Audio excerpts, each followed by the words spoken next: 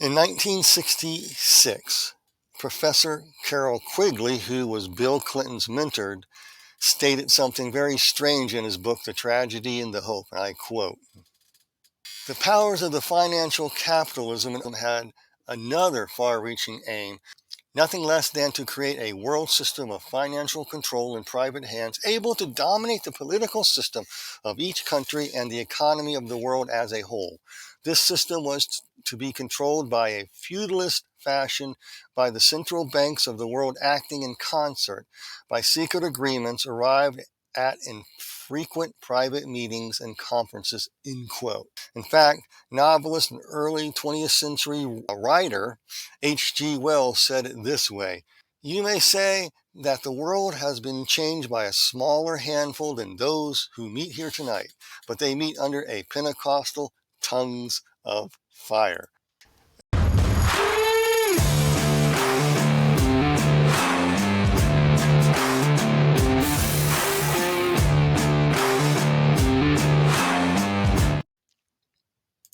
Yes, folks, God can give warnings concerning the shape of things to come through the secular world.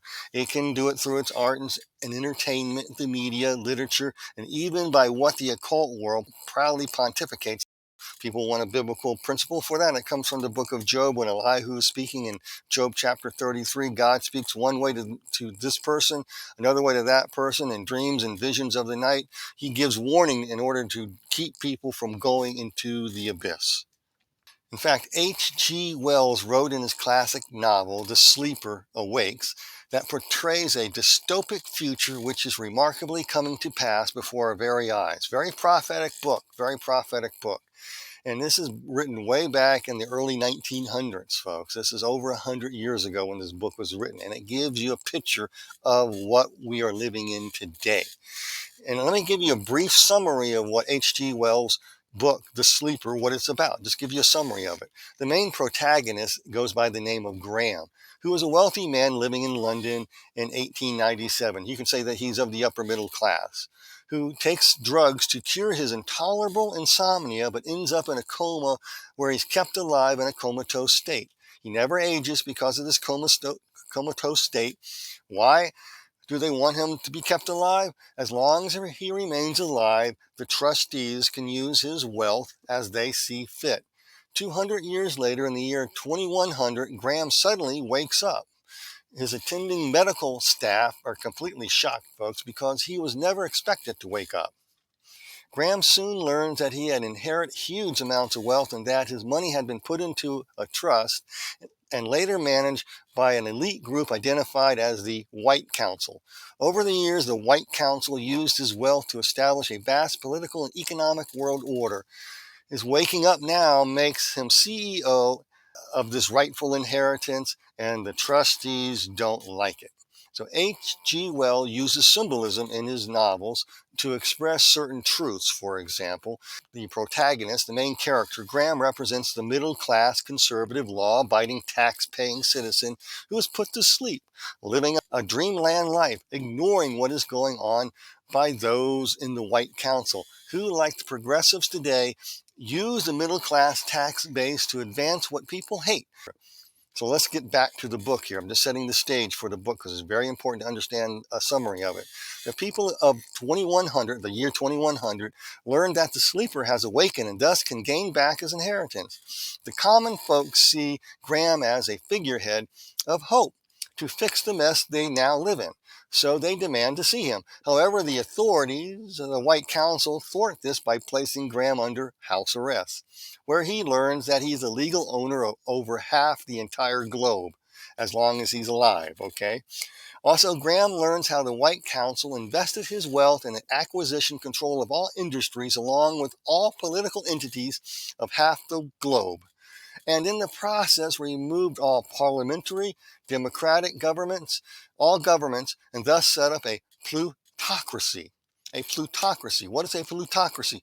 A plutocracy is any society that is controlled and ruled over by people of great wealth. In other words, the rich man of the earth, the great men of the earth, as Revelation chapter 18 talks about, who use a capitalist system to acquire power, then seek to destroy it so they can control everything. They view themselves as having the right to rule with godlike powers because they acquire wealth.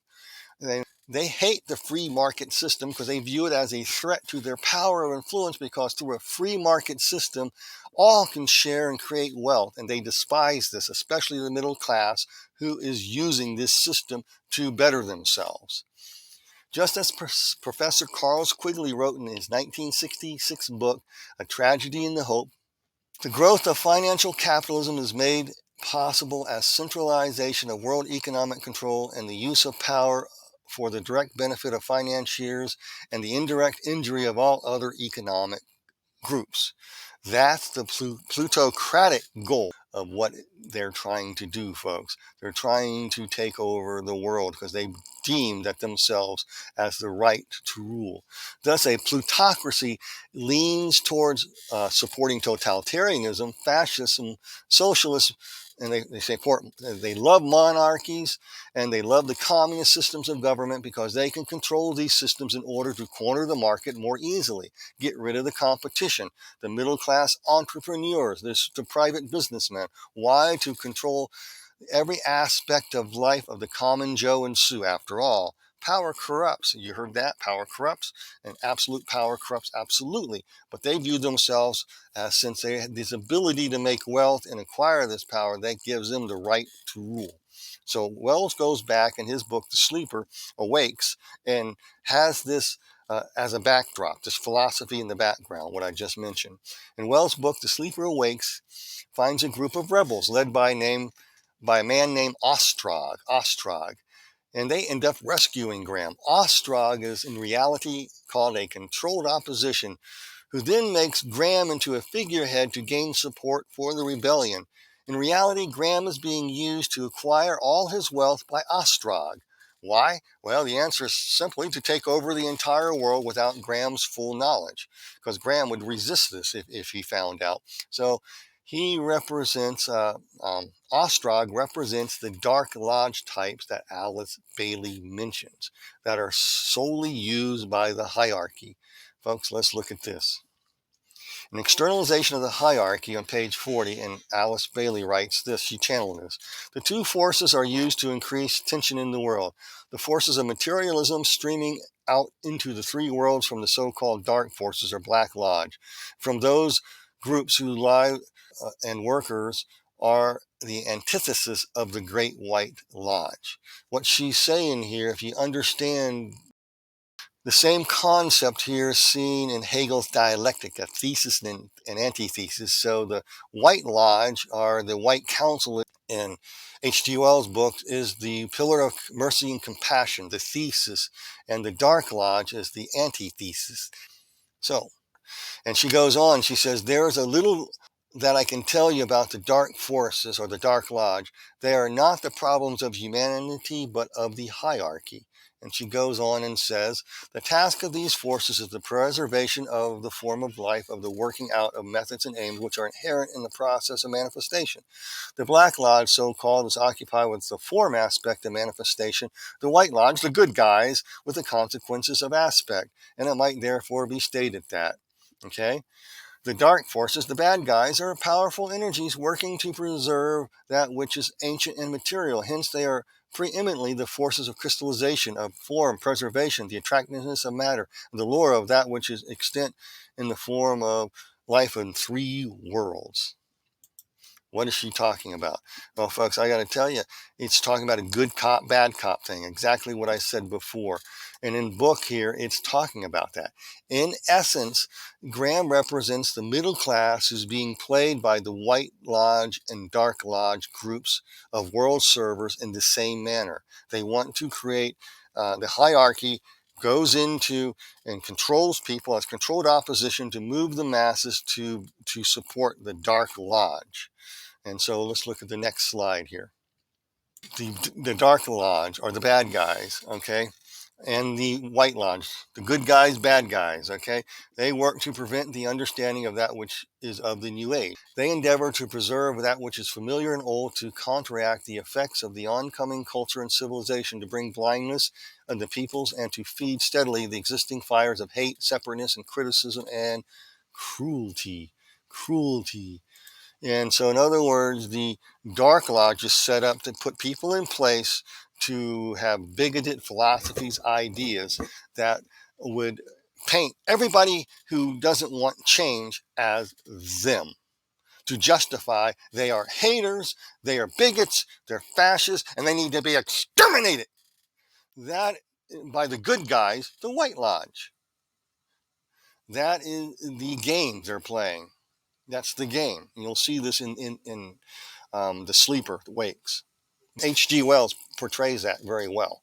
So let's go back to this book here. The forces, as far as intelligent people of the world are concerned, work insidiously and cloak their efforts in fair words, leading even disciples to express hatreds of persons, ideologies, fostering the hidden seeds of hatred found in many human beings. So, what you're saying, the Dark Lodge is the problem of the hierarchy. They infest a group of people who will be this way to paint everybody who's decent, good, who has a live and let live attitude, likes to reason, intelligent, good people, as the enemy. Why? To make the White Lodge justifying to get rid of them at all costs. We're seeing it portrayed today big time. Agree with a certain ideology, they come, they threaten you and beat you up, just like they did this lady who was a swimmer. Like they did another pro-life meeting, trying to, just a small little meeting, no one meaning anybody harm. They're now painted as the enemy. So the White Lodge, they justifies the White Lodge to come in there and beat, destroy. Thesis, antithesis, white pillar, black pillar. This is the devil's game. And H.G. Wells points this out in his book. That's why I want to bring it up as a stepping stone.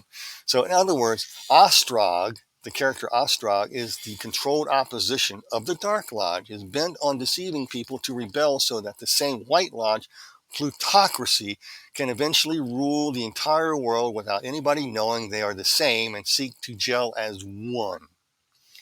Graham gets away from Ostrog to explore the true state of the common man in this perfect world that Ostrog has envisioned and that the plutocracy, the White Lodge plutocracy, has envisioned. Remember, Ostrog represents the controlled opposition. He's the Dark Lodge. The White Lodge or the White Council is the plutocracy. They're both plutocracies. The same plutocracy playing this controlled opposition game. So that they can eventually rule the entire world without anybody knowing that they're the same entities. Okay, Ostrog gets away, tries to get away with this. Okay, but Graham escapes from Ostrog and he begins to go about exploring the true state of the common man and woman in the world. And this is what is amazing, folks. What Graham discovers matches to a T what is planned and what we see taking shape today. And this book was written well over 100 years ago, folks. I'm telling you, this is an amazing thing. Well, Graham discovers that no one lives independently in the countryside or live in small towns anymore. In fact, they have suddenly been moved someplace, moved into big cities. He finds out that the vast majority of the population of Britain, because where this is taking place is Great Britain, have been moved into 4 great cities or collection centers, which are powered by huge, you got it, windmills. Wow. How did he know about windmills, clean energy, and 15-minute cities or 30-minute cities in the United States? How did he know that was the goal? I'll tell you why in a minute. In order to feed all the people, Graham finds that farming and agriculture is run in an industrial production line fashion. In other words, all the farmers are gone. You have some people in there who, just like a factory has a bunch of farms around them, and they collect food. And that's what feeds the people. Have a bug sandwich, So what can I say? In the cities themselves that Graham goes in and visits, he finds that people are living in horrible, terrible, terrifying conditions, where unskilled workers toil mundanely in factories. They are paid in food, not money. You know, you own nothing and you'll be happy about it. Jawohl. That is the world he found. There is no job security there whatsoever. You're there as a possession of the state to basically keep the plutocracy rich and happy. Basically, is what he's finding out. Okay, he also found that the citizenry must wear color-coded clothing that identifies their class and status and position as a worker bee class. Some were lower than others. Okay, and the color coding also represents a surveillance system, because there was a surveillance system there to keep the worker bees in line. Graham also finds that the family unit no longer existed, and the children are cared for in huge institutions such as indoctrination centers, and that the common folks are controlled by something called Babel machines, which spread news and so forth constantly to keep people confused. Now, if one is a good worker bee, Graham finds out that they can go to pleasure cities where unspecified pleasures await, if they're good worker bees. Also, he also finds the most frightening thing is that euthanasia, I can never pronounce that word. In other words, what do you call it? Legal suicide is now considered normal. And he also finds that disease is absolutely rampant. So like Canada, they have assisted suicide. That's what it is. Assisted suicide is considered normal. And in Canada, it has been normalized too. Think about it. And disease is rampant. Let your mind wonder about why anybody would want disease rampant to keep a population under control. I'm just curious if anybody want to take a guess about that. This is the new world that Graham saw. And the most startling thing that Graham saw was this. This new world was policed by a once disadvantaged racial group turned into a state-run police force in order to keep the worker bees in a line, obedient to the will of the plutocracy. So you find the entire progressive playbook here, right? This is an amazing thing, folks. It is. It just is like looking and seeing in the past that God was trying to send a warning in a secular way. This is the future. This is where we're headed. And we are there. We're in the stepping stones, ready to step into this world, okay? Because the middle class has been lulled to sleep in dreamland. And by many, many ways. And the church, unfortunately, largely has been responsible for that demise. We got to face reality because they went into dreamland too, with dreamland doctrines, dreamland this, to distract them from being salt and light of the world. Okay, well, let's look at this slide. Karl Marx, the Communist Manifesto, said this: the first step in the revolution by the working class is to raise the proletariat, the lowest social economic class, to the position of ruling class to win a battle of democracy. For what purpose? To abolish private property, to wrest by degrees capital from the bourgeoisie, the middle class, to centralize all instruments of production in the hands of the state. That is the world that Graham saw. That is the world in which we are headed, okay?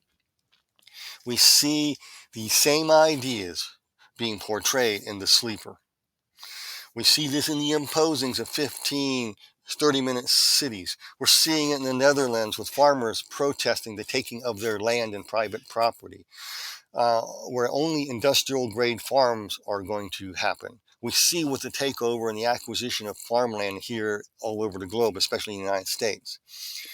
We see this where certain progressive parties in any country, where they want the state will raise your kids, not you. You are domestic terrorists because you have outdated ideas. You are the Dark Lodge. You are against change. You are against diversity, equity, and inclusion. Because if you're not kind and gentle, we'll censor you. We will not accept bullying of any type. Yet they are the bullies. They are neither inclusive and nor are they kind. They are the dark lodge. They are the white lodge. Thesis, antithesis, battling to create a non-existent state of nirvana. These people are on a holy crusade to bring that out. And that's the world that he found. And right now, we are seeing that right now. We're seeing people baffled and confused by babble machines of talking heads and entertainment to distract them in dreamland. We see this concept of forming a metaverse world so you can take a trip to a pleasure city and just escape the insanity of the world. Just plug into the internet. Just live in your little cubicle and just and interact with the world that way. The plutocracy knows what's best for you. We see, like Canada, leading the way for assisted suicide by all means possible. Just let your mind wander again. We see diseases and threats of diseases and news about diseases running rampant. Recall that a plutocracy seeks to bring governments under their exclusive control, either directly or indirectly, to gain wealth for both. So only the extremely wealthy rule all. In fact, Fabian socialism does the same under the disguise of improving the social welfare for all. They're the good guys. They're the white lodge, okay? Fabian socialism seeks to control governments of the world by a plutocracy to bring about social change. They reject the violent revolution of Marxism, but seek take over the world in a theosophical manner by means of slow evolution, one brick at a time, to forge a brave new world, teaching everybody right human relationships, and that collectivism, socialism, Marxism, fascism rock. The founding vision of Fabianism, or the original founders of Fabian's society, or the socialist here, was influenced by the Theosophical ideology of H.P. Blavatsky's successor, Annie Besant,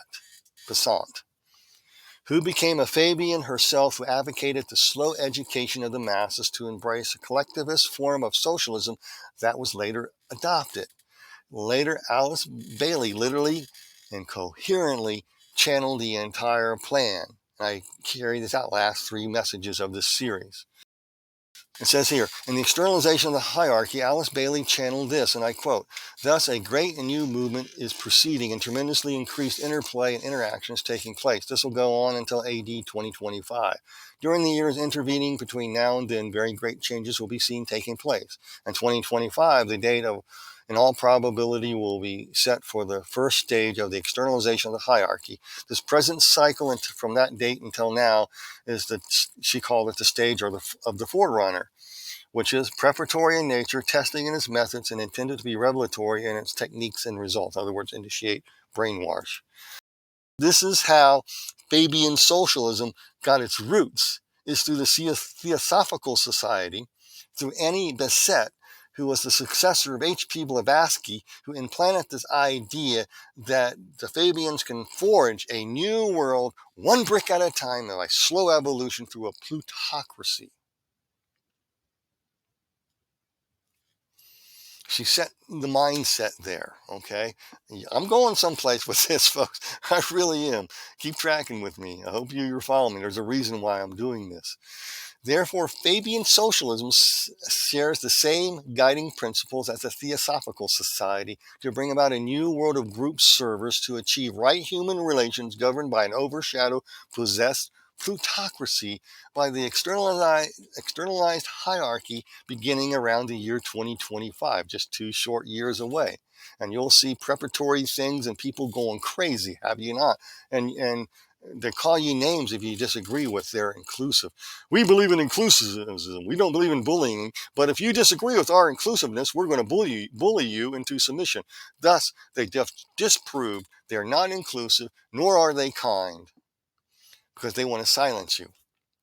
The reason why they want to silence you because you've been classed as the dark pillar people, the bad guys.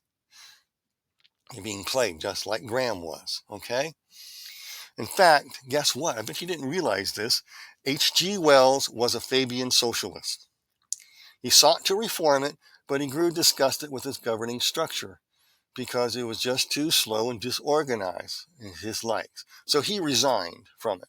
However, Wells has remained a die-hard socialist till the day he died. His intent was to revamp Fabian socialism into a more radical form of socialism, which we have seen morphed today, called progressivism. H.G. Wells argued that the old Fabian plutocratic system was too disorganized to achieve any form of lasting socialism. He contended that it needed to become a religious-like movement, similar as Alice Bailey channeled the need for a one-world religion of socialism. And his idea of socialism was the world's religion, okay? And you have a religious system that supported the socialist thing. He wanted he wanted to radicalize Fabianism. In fact, H.G. Wells said in his essay entitled Faults of the Fabian, page 18, that one must make socialist and you will achieve socialism. There is no other way. Alice Bailey said the same thing. Basically, you have to initiate the entire world to embrace the new ideas of a new world order, okay? And just let your mind wander on that, folks. There's no other way to achieve unless one makes a social movement that moves the hearts of the middle class to embrace an all-loving plutocracy type system of socialism with your best interest in mind. You will own the nothing and you will be happy about it. Jawohl! They justify doing this to you for your own peace and safety.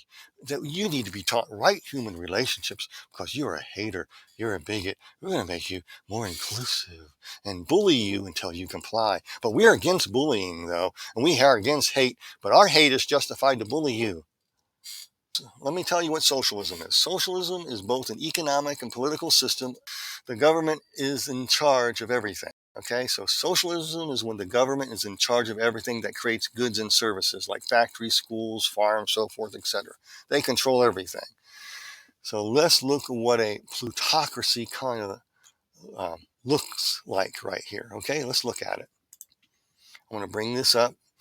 Okay, socialism seeks to destroy private land ownership and replace it with a centralized state ownership purchased behind the scenes by the ruling plutocracy as the best means of production to profit from and control governments with. Okay? In fact, the plutocratic system was the governing system used by the Roman Empire, ancient Grecian city-states, in pre-World War II Japan, as seen in monarchies, emperors, and pharaohs, used in ancient Mesopotamia with its empires and kings, who worked hand-in-hand with the great merchants and the elites of their time to rule and thus mutually profiteer off of each other. And how do they do so?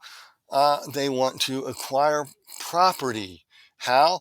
By, as Maynard Keynes said, the Keynesian economics, by continuous process of inflation, governments can confiscate and secretly unreserve an important part of wealth of their citizens. Inflation is good news to the plutocracy, right? You seen anything like that by chance? I have to, just understand I have to kind of guard my words here. In fact, so the plutocracy, these rich elites, okay, got to think for a moment. In Daniel chapter 2, that Nebuchadnezzar had a dream of a statue. And it had two iron legs that represent the Roman Empire. And the Roman Empire was a plutocracy. That's what people are missing about this. A lot of prophecy scholars miss this. It was a plutocracy. The message is clear.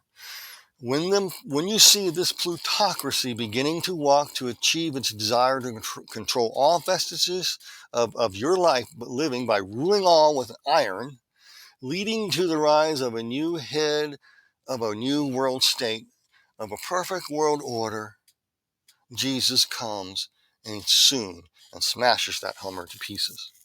That's the message of the statue. Nebuchadnezzar's golden head was a plutocratic system. The Medes and Persians was ruled by a plutocracy. Greece was based on a plutocracy. And Rome was a plutocracy. That's the controlling link that connects all elements together. The golden-headed dream of making a golden new world ruled by one person on who the plutocracy controls. Make through a one-world religion that makes buku bucks and profiteers and helps pay off government officials to do the plutocracy's will. This is why the book of Revelation, chapter 18, talks about the great men of the earth weeping and mourning at the loss of the Babylonian system. And he identifies them as the great men of the earth, the great merchants of the earth, the plutocracy. See how this begins to connect? H.G. Wells' model for a new Fabian socialism was first to win over the middle class opposition by making them socialists, with the aid of the plutocracy working behind the scenes to educate all to embrace socialism, leading to a utopic world. Alice Bailey terms the possessed, overshadowed plutocracy, who's in bed with the occult world here. They get possessed or overshadowed by the externalization of the hierarchy of these fallen watchers to begin to infiltrate all cultural centers of influence, who initiate and manipulate the masses into the ways of esoteric ideas to bring about a new order to the world that comes through totalitarian, socialist democracies and communist forms of government. Despite their flaws, they are seen as the best means to achieve this. The idea of group control to govern right human relationships that, wear your colored outfits, live in your highly surveilled 15-minute cities. You're in a perfect world where you own the nothing and you'll be happy about it because the plutocracy is looking out for you. Yavo, let's go to Davos and meet and plan how to take over the world. So that is what we're seeing. During former FBI Director J. Edgar Hoover's testimony before the House Committee on Appropriations regarding the communist conspiracy, he stated, "They have infiltrated every conceivable sphere of activity: youth groups, radio, TV, motion picture industries, church, school, educational and cultural groups, the press, nationality, minority groups, and civil and political units." Ariza Benson Taft on the Improvement Era on page 26, January 1967, stated, "From the 5th grade to the 4th year of college, our young people are being indoctrinated with Marxist philosophy, and I'm fearful of the harvest." This has been in the woodworks for some time, just like Alice Bailey said, in the externalization of the hierarchy. They want to come and externalize themselves around the year 2025 with a build-up and preparatory stages and testing stages to bring this about. In H.G. Wells' world, you have to make socialists first. You have to make the world socialist-minded. Think socialist. Think esoteric, as the Theosophical Society would say, to improve the betterment of the world. This mirrors Alice Bailey's writings to a T, but in her words, it's to make all good world citizens who are taught right human relationships and the need for group control and collectivism, just like H.G. Wells wanted, was to be governed by a plutocracy to ensure compliance. H.G. Wells reveals what is needed to bring about this is by creating a world brain. This guy must have been on the inside loop on this stuff, because he wrote a book and they compiled a bunch of essays of him lecturing, and they compiled it in a book called The World Brain. And as this, you go on Wikipedia, and Wikipedia describes the world brain. I don't have time to go through it all as this. And Wikipedia does an adequate job of summarizing the book, The World Brain. I'm just going to quote a couple of paragraphs, and I quote, "The World Brain is a collection of essays and addresses by the English science fiction pioneer, social reformer, evolutionary biologist, and historian H.G. Wells, dating from the period 1936 to 1938. Throughout the book, Wells describes his vision of the world brain, a new, free, synthetic, authoritative, permanent world encyclopedia that could help world citizens make the best use of universal information and resources to make the best contribution to world peace. Throughout the book, Wells describes his vision of the world brain, a new, free, synthetic, authoritative, permanent world encyclopedia that could help world citizens, remember, I'm quoting this again, world citizens to make world citizens. In fact, Alice Bailey talks about making world citizens. I keep coming back to the connection. I found a link that the Theosophical Society influenced the Fabian societies. He wanted to radicalize it, make radical progressive mix of totalitarian, social democratic, and communist means, mix them together in order to create this new world that's governed by a plutocracy. You need an iron oligarchy, iron oligarchy, as Jack London says, to govern the world. And in order to maintain and silence the opposition, because the plutocracy wants to control all means of production, so they prosper. There's no competition, no middle class, no entrepreneurs, no free men, no free women at all. No ideas allowed, no innovation allowed. They control it all. So H.G. Wells goes on in this book, and basically his premise is of having all human knowledge that's housed in this so-called world encyclopedia called the world brain, that's accessed easily by masses as a tool to educate, indoctrinate, initiate, train all people to become good world citizens. In other words, one must first make socialist. That's the idea of the world brain, was one must first make socialists. That's what Wells said. When Wells wrote these essays in 1936-38, there was no system to be able to do this. Then World War II happened, and the advent of simple computers came into the scene.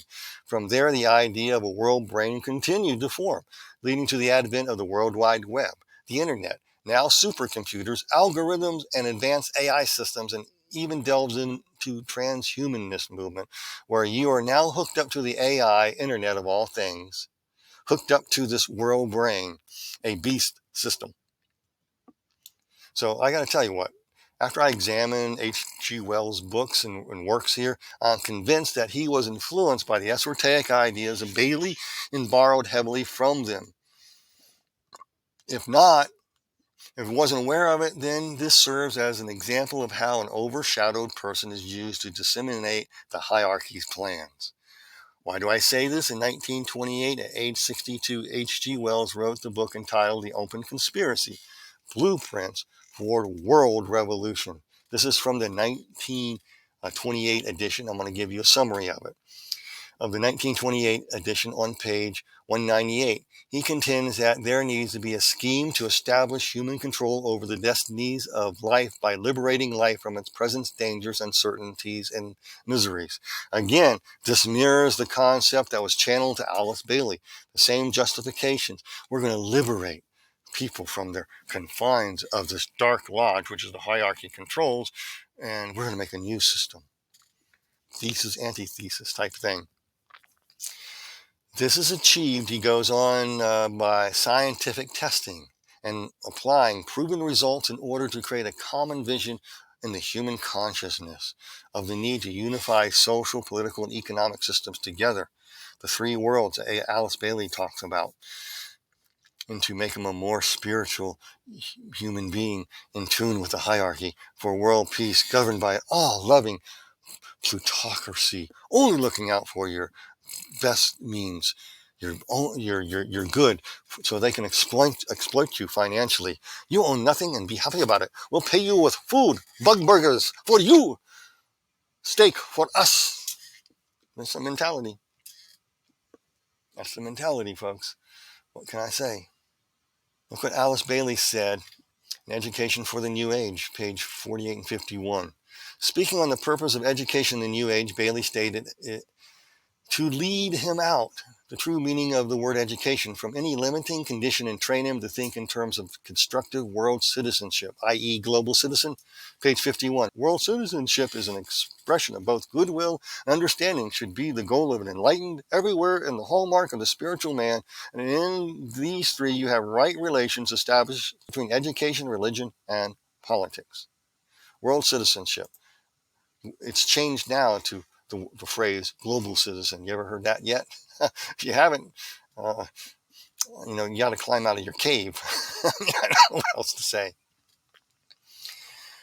This is all similar to the purposes of diversity, equity, and inclusion training. Remember, Diversity, DEI training. Some of you are going to classes in your organizations to teach you diversity, equity, and training. We will not tolerate bullying here, but if you disagree with us, we're going to bully you. Just disproving they're not inclusive because they don't want to include your point of view at all. They want to extinguish it and liberate you from it because you're closed-minded. You're evil. You're a hater. I wish that you would take down the notes on diversity, equity, and inclusion. They want to be inclusive, including everybody, but you who disagree with them. If we're truly inclusive and really believe in diversity, they would include you and your ideas and reason with you. They want to silence you, which disproves this is not about equity, it's not about inclusion, nor is it about diversity. It is about absolute social control to make you a good socialist. Jalvo, member of the Commisol. Next, H.G. Wells in The Open Conspiracy, Blueprints for a World Revolution in 1928 edition explains how on page 24, 28 and 44. And I quote, this would be achieved by the well-educated and the influential as their justification to cause a world revolution for universal peace, common welfare, so all can enjoy happy activities established by a new world commonwealth. To get there, Wells contended, and I quote from page 65, drawing together a proportion of all or nearly all the functional classes of contemporary communities in order to weave the beginnings of a world community out of their selection. You hear the same jargon spoken in the WEF and the fascist, Fabian, Marxist, new left, militant, radicalized left, don't you? We gotta change everything. He then goes on page 163 and that this is achieved by making the cause into a world religion. To stir the emotions of humanity as any religion would, to motivate the common person into the noble activity of world service. Again, this mirrors Alice Bailey. On page 24, H.G. Wells defines religion in esoteric terms, the New Age terms of involving subordination of the self to bring self into the alignment to make a better order human affairs or control you to right human relationships. In other words, you got to get people on a religious crusade to look for the new witches in society. Yes, you heard me right. The new witches of society. Women who don't want men in their bathrooms are now going to be burned and beaten to a pulp in the name of love, inclusion, diversity, and tolerance. If you disagree with this new religious fervor, they have an army of people who are ready to beat you into submission because their idea is great, because they're destroying the dark lodge of evil and hate and bigotry that they created in order to mask all people who believe in fairness and who believe in live and let live as the enemy. It can't be reasoned with, so you have a right to, in the name of equity and inclusion and diversity, to censor them, to silence you, to beat you into submission to this dystopian world that you'll own nothing and you'll be happy about it. Have a bug sandwich. Oh, yes, we have plenty of diseases for you. Javo. I'm a person who, when I was a kid, I read H.G. Wells. I read his Time Machine and War of the Worlds. Really liked those books. But I never realized his political leanings in this stuff. And it probably is a shock to you as well. And H.G. Wells was openly hostile to the vestiges of the ancient order, based on a false loyalties, false standards of honor, false religious association. He believed that there should never be any compromise with them. Like Alice Bailey mentioned in her work, this is achieved by Hegel's dialectic, to make the opposition compromise. The socialists don't compromise, but everyone else must compromise, or else harsher measures are needed for the good of humanity, of course, to make a brave, new, inclusive world. H.G. Wells goes on to explain how this is done by constant babble, used to distract so no one sees what's coming, as well as by the use of propagandas as a means to educate all to embrace their new social culture. That's what he explained. I want you to think hard about that. We have constant babble, talking heads. We have controlled opposition in the Republican Party. There's some good Republicans, but you got controlled opposition there who just agree with the Democrats on everything. You have a conspiracy, a real conspiracy, so vast, so big, and I trace it right back to the Fabian socialist model, who became the new progressive left through a new plutocracy that has taken shape and been on the woodworks. In 1971, it came on the scene, and by 1979, it became the WEF under the head of this bald-headed bimbo from Davos. So H.G. Wells goes on how this is done by the constant babble machines, so people will embrace a new culture, and if you're not, you're beaten to a pulp. You have to compromise. They don't.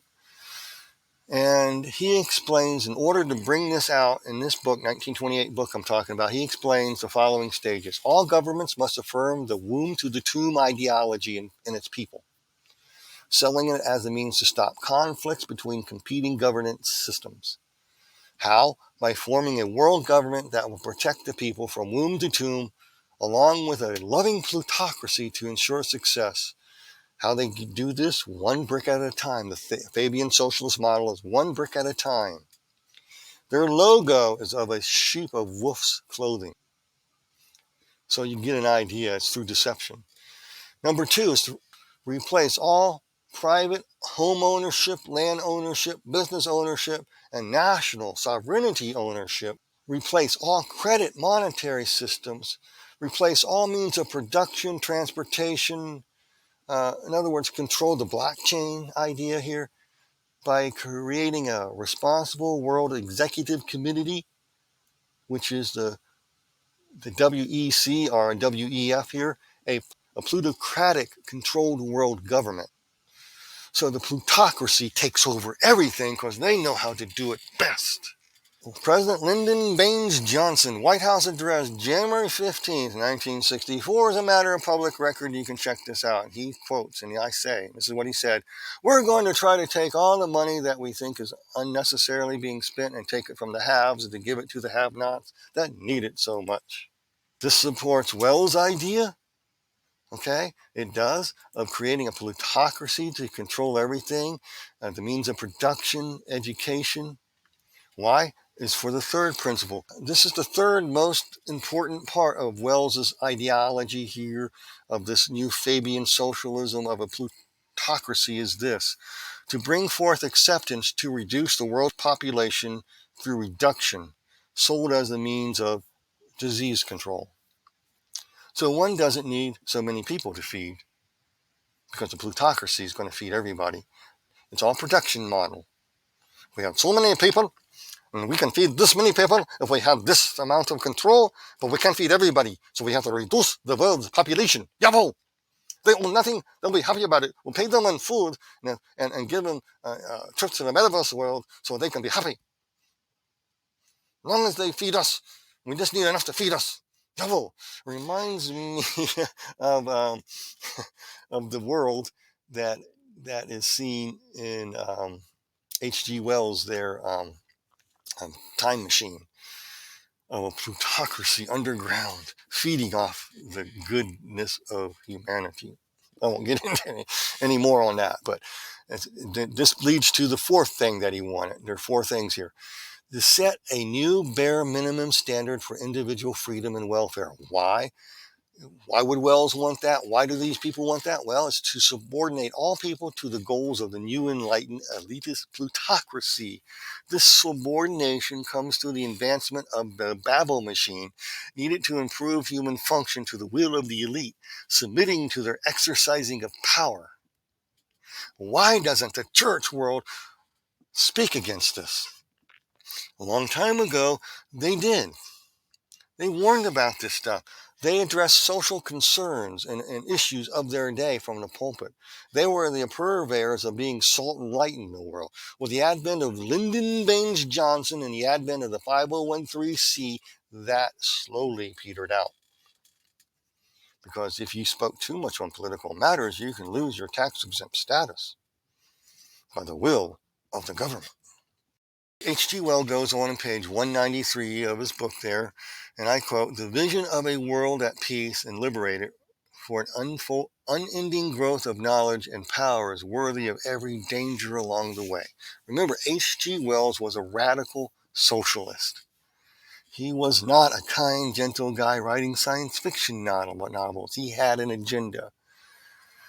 In my opinion, H.G. Wells was mirroring himself in a character in the book, The Sleeper Awakes. And that character is Ostrog. Because Ostrog in The Sleeper is a wolf in sheep's clothing, controlled opposition, in order to bring about a new Fabian socialist model, because the logo of Fabian socialism is a wolf in sheep's clothing. In the book, The Sleeper Awakes, Graham is last seen leading a rebellion against Ostrog's world order because he didn't like it, and he perishes in the process. Thus, Ostrog's Wells socialism eventually takes over the world at an appointed hour, and those 15, 30-minute cities become a reality. You won't have farms anymore. You have production centers and factories that make you bug sandwiches. You'll see sterilization, all kinds of things happening to control the world's population because of the plutocracy and all's the best. Jawohl. That's what you'll see. That appointed hour, if it's true, is just as Alice Bailey Channel begins around the year 2025, as the hierarchy begins to externalize inside of a plutocracy of elites in the political class as well, who use ancient esoteric idea of the three-pillar system which Hegel codified in the modern mind through thesis, antithesis, to bring compromise down.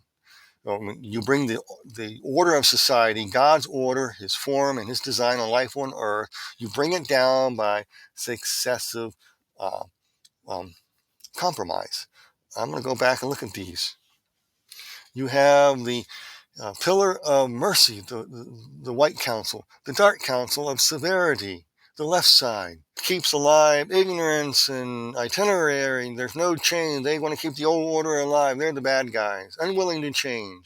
You have the pillar of mercy, the white one, the good guys side is passion, activity, mindfulness, selfless activity. The central pillar is the crown, the eye.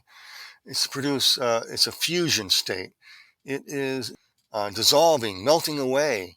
It's actually a PRA, paralaic, and it means termination. It means termination, bringing into a non-existent state, thus erasing God's design by blending masculine and feminine together to create a synthesis of unity, harmony, and balance of nirvana.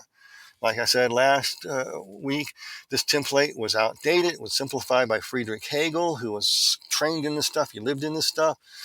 And he had pillar of mercy is the thesis, pillar of severity, antithesis. And you bring down the existing order by bringing synthesis.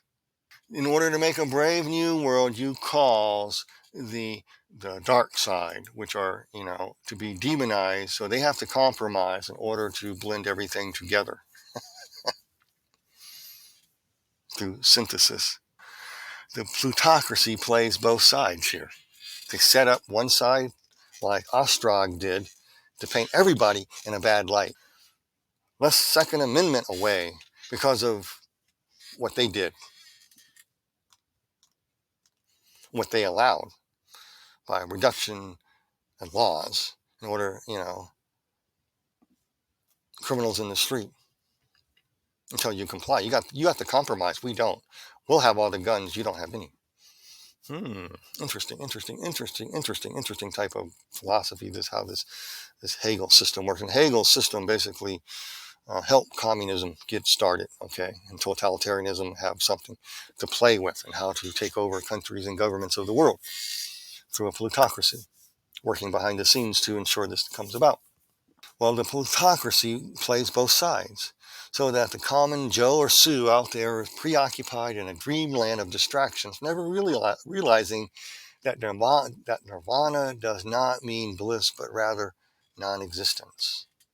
Non-existence. Satan worshippers say they don't believe in an entity called the devil or entity. They believe in wisdom or enlightenment or knowledge that just kind of floats around in never land.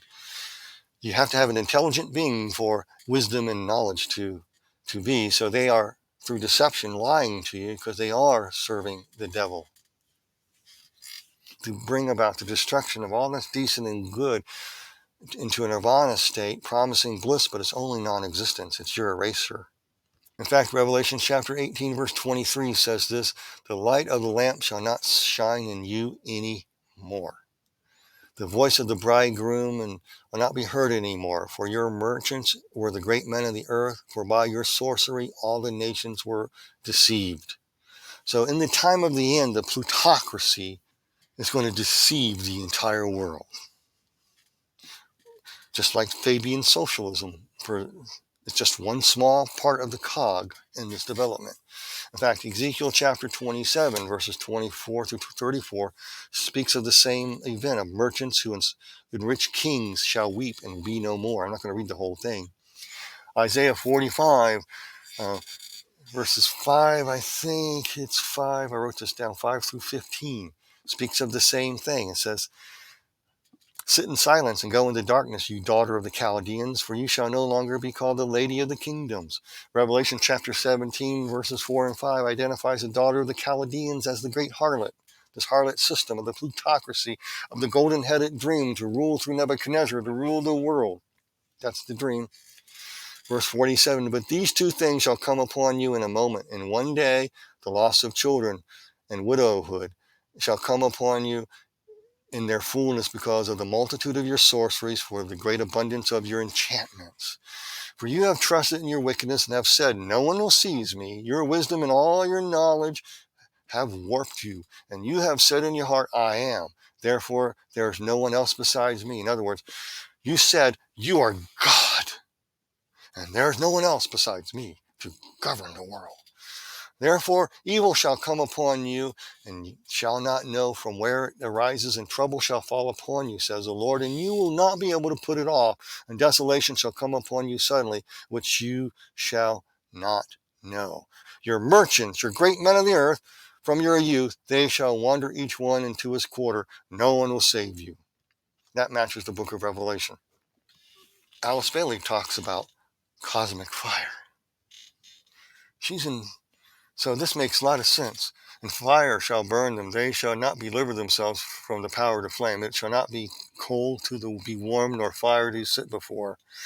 And this is talking about the occult flame. Going to cut it off. God had enough. Reached a point of no return here. A time without remedy. You're going to get it. This is where we're heading. A time reached when there is no more remedy that Jesus warned about.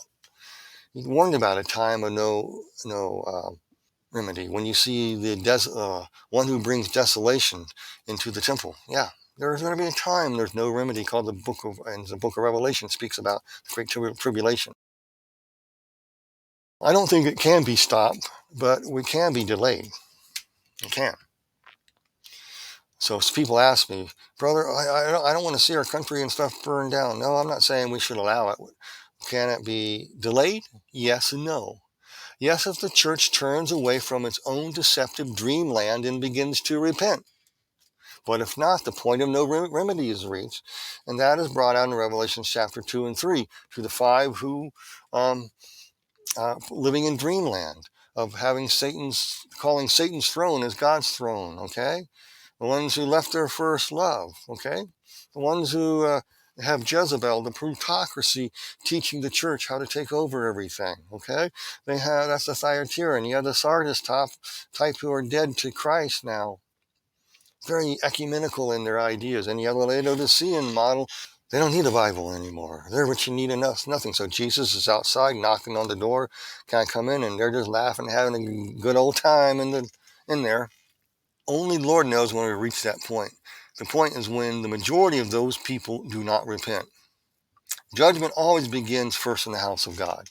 And the good news of all this, there is good news, the Lord God will save a true remnant who spread the gospel, demonstrate it by how we live, by forgiveness, live it by how God instructs us and teaches us what good is, on how to do justly according to truth, balanced by cherishing mercy and by walking humbly before God to implement it and repenting when we need to. It comes by learning to share the gospel message of Jesus Christ as the Holy Spirit to draw others to be born again into a new life is something we got to do. We do this by sharing our personal testimonies of how He changed us and saved us, got us through tough times, whatever. The second way is simply reason with them by explaining what Jesus did on the cross so that they can become saved. However the Lord leads, because this is a God thing, but omnipersonal thing between you and the Lord, how this is done. I can't give you a formula. No one can. This is a work of God, so no one can glory in it except the Lord. Okay? And it all comes by learning to treasure our Heavenly Father more than the things He gives or His promises. And also treasuring Him more than our own lives and our own distractions. We have to live that way. We have to live with integrity. And if we screw up, we admit to it. We make it right. When we teach something wrong, we owe up to it and move on. God will take care of the rest. Also, a remnant will be praying, as Jesus said to pray, to be counted worthy to escape all these things and stand before Him. So I will ask you to make that part of your prayer life. And also pray for the courage to overcome these things. Pray that you know what to do, how to do it, and trust Him. Also look up for your redemption draweth nigh. This means look around, identify what's going around us, what's going around, compare these events with what you see in the Bible about the great men of the earth. Don't be afraid to do what not Elihu said, and I think it's in Job chapter 33 or 32, that God will reveal He'll reveal one thing to another way to another, in dreams, visions, in the night, to warn a man to keep his soul back from going into the pit. So you can use things like I bring out. You can use progressive socialists like H.G. Wells. You can use other examples to make your point. You can identify people who the great men of the earth are, and then suddenly everything starts making a lot of sense. And lastly, you need to know what Psalms 2 verses 1 through 4 says. Why do the nations rage and the people plot a vain thing? The kings of the earth set themselves and the rulers take counsel together against the Lord, against His anointed, saying, let us break their bonds in pieces and cast away their cords from us. Now, you know what that means? Let us break their form. Let's break God's order and design up. And get rid of God's order and design. That's what they're saying. He who sits in the heavens will laugh. The Lord shall hold them in derision. Then He shall speak to them in His wrath and distress them in His deep displeasure. You got to remember the most important thing. If the church don't get it together, we are the remnant. He's coming for us. And you also got to remember, vengeance is mine, says the Lord. It doesn't belong to us. In other words, we live our life as a testimony against them. Right now, in this life, our lives are to be testifying against them, how they treat us. And later in the hereafter, during their final day in court, as Daniel chapter 7 says, there'll be a courts established and all these people are going to be judged. And goes in Revelation chapter 20 about the great white throne. Did you realize that we're going to judge angels? We're going to judge other people who come against us by how they treated us. We'll have our day in court. We're going to be testifying against them. You said that I was a hater, a bigot, and so forth, etc. Now you see my heart, what Jesus Christ did in my life. Now, and you were against that. Bye. Adios. Enjoy your life swimming in the lake of fire. I pity, I tried to warn you, I tried to love on you, I tried to pull you out from the flames, and you rejected every one of my overtures. I can't help it. Bye. Have a nice time swimming laps in the lake of fire. Bye, Klaus. We try to warn you. We try to redeem you. We try to say that you're not living, you're not inclusive, nor are you kind when you want to destroy other people who disagree with you. That makes you the bully, not us. Bye. Hope you enjoy swimming in lakes of fire. There's no lakes of fire because we are our own gods. Well, bye. How's that going to work out for you in the afterlife? Not too good, I don't think.